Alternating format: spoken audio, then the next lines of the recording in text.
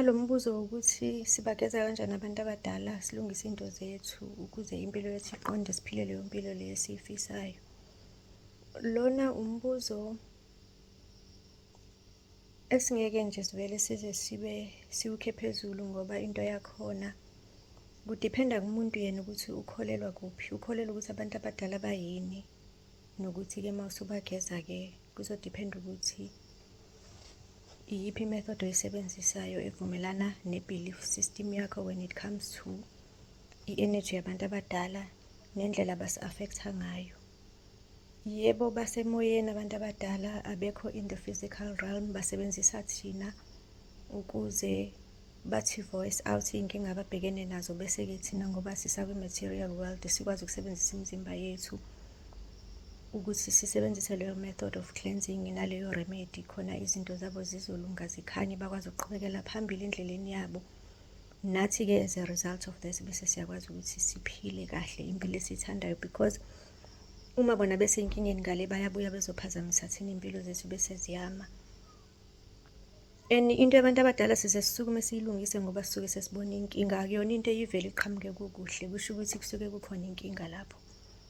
Uma ukholelwa emthini uyawusebenzisa umuthi ugeza abantu abadala, kodwa enye into ebakhululayo yenhlambuluko, which comes from the heart. Ingakho uma usebenzisa umuthi kuye kuthiwe khuluma, utshele lowo muthi ukuthi ufuna kwenzekeni, ngoba leyo energy leyo uma wena ukhuluma iyafinyelela kubona.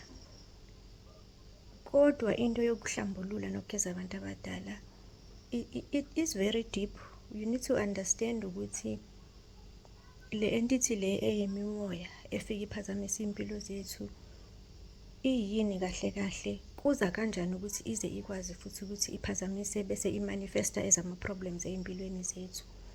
And ama-problems esiwabonayo kusuke kuba ama-problems ukuthi asinayo i-progress or si-unhappy nje, kuney'nkinga or mhlambe sizondwa abantu, or-ke mhlambe-ke sesiyagula ngisho nasemzimbeni. So i-belief system yakho uma ivuma wena ukuthi usebenzise umuthi, umuntu oya kuyena wena yokusiza esebenzisa umuthi, ungakwenza lokho. Ubese uyaqhubeka futhi-ke ubakhulula abantu abadala with the understanding yokuthi uma besakhona empilweni yethu beza futhi ngolaka izinto ziyama. But at the same time u-understand ukuthi ungabageza ubahlambulule, ubenzele namaladi, ubenzele wonke ama-rituals enziwayo. But at the end of the day, the main reason why uzokwenza zonke lezo zinto is because ufuna impilo yakho ibe right. Esikhathini esiningi-ke siyazenza zonke lezo zinto bese siyahlala silindela bona ukuthi khona into abazosenzela yona. And then in some cases akwenzeki lezi zinto esiyifisayo, sibona singasayitholi. Umuntu agcine sethi kade ngangibageza, kade ngangizenza izinto kodwa angiyiboni into. Mina ngiye ngithi-ke the time when usaphila zingekho inkinga usuke uhappy, unele ube unhappy, kube khona ama-blockages bese kuthiwa naba abantu abadala, which means ukuthi the moment befika kuwena izinto ziyama ngoba basuke beza nama-blockages, ngoba nabo basuke beney'nkinga on the other side. Then leyo nto isho ukuthi uma wena usuyitholile remedy e-successful, kusho ukuthi iy'nkinga kumele ukuthi-ke zihambe, nawe uphefumule, ukhululeke, ube happy, izinto zakho zibuye zibe right.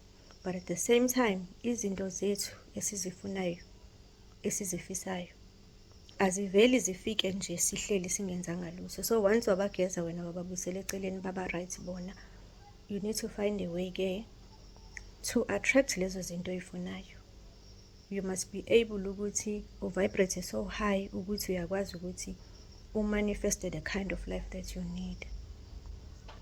And if we can backtrack a bit, remember ukuthi ngesikhathi bekhona bona bephakame ngolaka izinto ziyama, which means ukuthi uma usubalaphile kumele izinto zakho zilunge. Uma zingalungi izinto, that is where lento yokuthi you need to do something about it comes into play, ukuthi manifest those things through meditation, u-attract izinto ozifunayo. U-understande futhi ukuthi izinto esizifunayo zi-create-eka nini, kuphi, kanjani. I-creation yenzeka kuphi? I-creation yenzeka in the spiritual realm. Ayikho into eqala imanifeste la emhlabeni ingazange zi-create-eke in the spiritual realm. So when we meditate, and manifest izinto, we are tapping into i-creation, la kuqala khona yonke into. Uma u-understanda ukuthi you need to be one with the universe, you need to be one with uthando le-creator lomdali, uzo-understanda i-importance ye-meditation. Kodwa isikhathi esiningi thina i-meditation noku-attract izinto kusihlula ngoba sisuke sitshela ukuthi yonke into isuka kubantu abadala. Yes, bayaphakama kuphakame ney'nkinga, but i-creation bona ba-create ngoba bona nabo ba-create-wa. Zonke lezi zinto ezenzekayo zine-creation yayo somewhere, which is the source, which is the main source yezinto zonke, le ekumele ukuthi mase siyiphakamisa thina sikwazi ukuthi sixhumane nayo direct, bese siba free from all the other entities afike ey'mpilweni zethu bese ekhoza i-blockage. Doesn't matter ukuthi uziklenze ngayiphi indlela, ungaziklenza physically, uklenze umzimba wakho nomsamo wakho like a third dimension, but you need to elevate yourself soon after that. Kukhona lento ethi umdali uthi ungabi nabo abanye uNkulunkulu ngaphandle kwami. Leyo nto leyo ibalulekile, kodwa umdali okukhulunywa ngaye nawe uyamazi umdali wakho ukuthi imuphi uyini. Wena owaziyo ukuthi uthi uNkulunkulu, isource, light, creator, or whomever ofuna ukumbiza ngaye. We need to understand ukuthi njengoba yena eyi-creator ephethe yonke into, uma-ke wena uzothi sengibalungiselile ngabageza abantu abadala, sengicela kubona ukuthi bangenzele izinto, kodwa ubona izinto zingenzeki. You need to understand ukuthi bona abayona u-creator.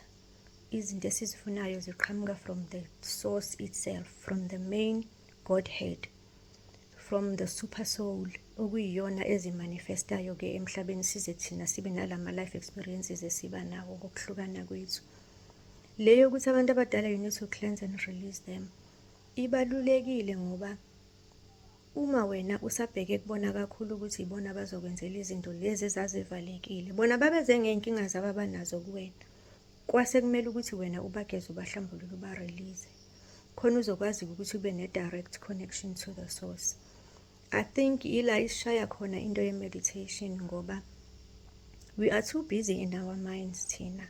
We are still dependent kakhulu ekuthenini, because abantu abadala ibona ababhidliza impilo yami, ibona abazoyikhanda, and yet it's up to you whether you need to release all ama-negative energies ngendlela owa-release ngayo, nge-remedy ezwana nawe oyibonayo futhi ukuthi iyasebenza, and then send them back to the source with love. Lapho kusizokwazi ukuthi i-universe ikwamukele nawe ikubone, ngoba makufika iy'nkinga lezi ezifike nabantu abadala especially, nawe uyambozeka kwi-universe ungabe usabonakala. So the main goal is not ukuthi abantu abadala sibageze bese siyabagcina siloku sithi abasenzele u-1 no-2 no-3, ngoba nabo abanazo lezo zinto. Bona uma usuba-releasile kuzoba ngcono njengoba ubagezile wayenza nenhlambuluko ebifanele nayo yonke into bekufanele ukuthi uyenze, kodwa to attain izinto oyifunayo, that is where-ke lento ye-manifestation-ke it comes into play, nento ye-meditation, ukuthi elevate yourself, wazi ukuthi nawe you are here for your own purpose. It's time for you to live your own life.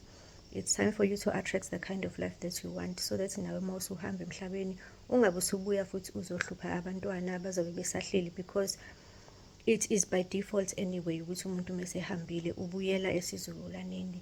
But the key, I think, is to release them, singaba hold back, because uma ungena emsamo ukhuluma nabantu abadala esikhathini esiningi bayaye bayivoice out into yokuthi kunezinto ey'ningi enizicela kuthina kanti nathi sibophekile, nathi asikwazi ukuthi sinenzele lezo zinto, and then bese izinto zakho ziba worse, because wena njalo uma ukhalela umama wakho ngoba akasekho, ukhalela bomkhulu uthi ngilahlekelwe yiloku naloku naloku, utshela bona yet nabo baney'nkinga zabo. The fact ukuthi usane-connection nabo, ukwazi ukuthi ubabikele izinto ze-material world, leyo nto leyo iba-holder back, bese wena i-connection yakho to the universe iba weak.